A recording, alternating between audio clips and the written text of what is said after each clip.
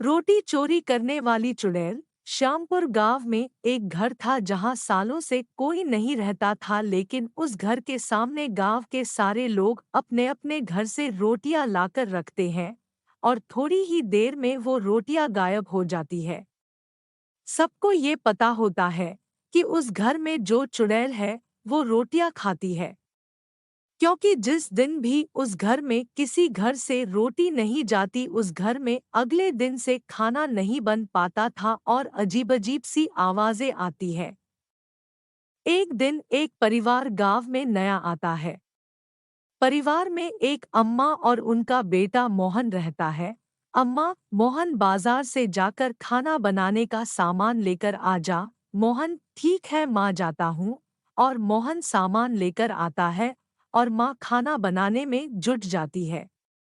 वो लोग गांव में नए रहते हैं और उन्हें कोई बताता भी नहीं है कि उनको उस घर के सामने रोज रोटी रखना है।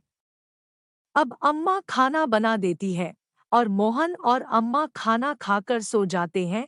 अगले दिन सुबह जब अम्मा खाना बनाने जाती है तो जैसे ही रोटी बनती है गायब हो जाती है और अजीब सी आवाजें आती हैं।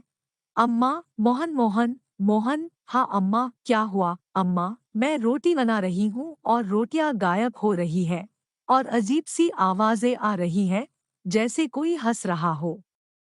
मोहन, ऐसा कैसे हो सकता है अम्मा? आप न मेरे सामने रोटी बनाओ देखते हैं। जैसे ही अम्मा रोटी बनाती है, रोटी गायब हो जाती है और हंसने की आवाज आती है। मोहन भी चौंक जाता है। मोहन, अरे अम्मा, ये कैसे हो रहा है? कहीं इस घर में कुछ है तो नहीं? दोनों घबरा जाते हैं और गांव के मंदिर में जाते हैं और पंडित से पूछते हैं कि उनके साथ ऐसा हो रहा है। पंडित, बेटा, गांव के बीचों बीच एक घर बना है। रोज उस घर के सामने 2 से 4 रोटी सुबह शाम रख दिया करो, तुम्हारी परेशानी दूर हो जाएगी। और उस घर के सामने जाकर कहना कि खाना बनते ही रोटी सबसे पहले इस घर के सामने रख कर जाओगे। मोहन, लेकिन पंडित जी ऐसा क्यों? मोहन के पूछने पर पंडित जी बताते हैं कि बहुत समय पहले की बात है, इस घर में एक औरत रहती थी।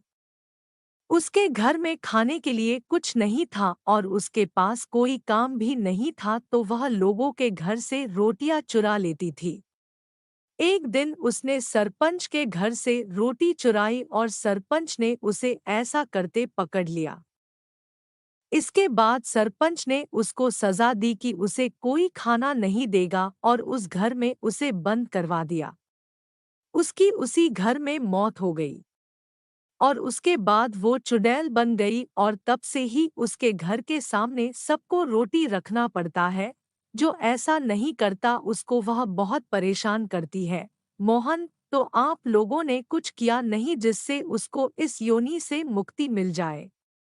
पंडित, हमने बहुत कोशिश की लेकिन वो इस गांव से जाने को तैयार ही नहीं है। मोहन, ठीक है पंडित जी। मोहन अम्मा को लेकर वहां से घर चला जाता है और पंडित जो कहता है वही मोहन करता है।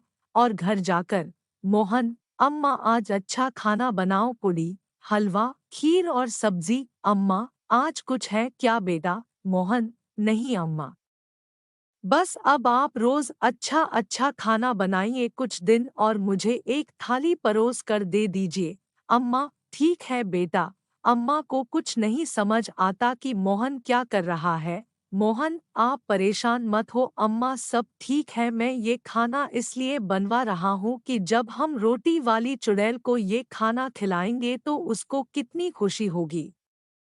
अम्मा, हाँ बेटा। अब मोहन थाली लेकर जाता है और रोटी वाली चुड़ैल के घर के बाहर बैठ जाता है और कहता है कि डॉट मोहन, चुड़ैल अम्मा बाहर आओ, मैं तुम्हारे लिए पकवान लाया हूँ।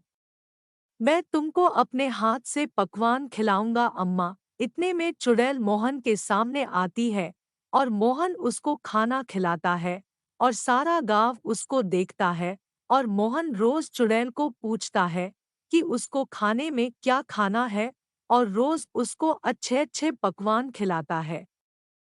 एक दिन मोहन चुड़ैल अम्मा ये बताओ तुम यहाँ अकेली कैसे रह लेती हो, तुमको बुरा नहीं लगता? चुड़ैल अम्मा, लगता तो है लेकिन मेरे साथ कौन रहेगा बेटा? मोहन, आप वहाँ क्यों नहीं चली जाती जहाँ आपके जैसे ही लोग हों?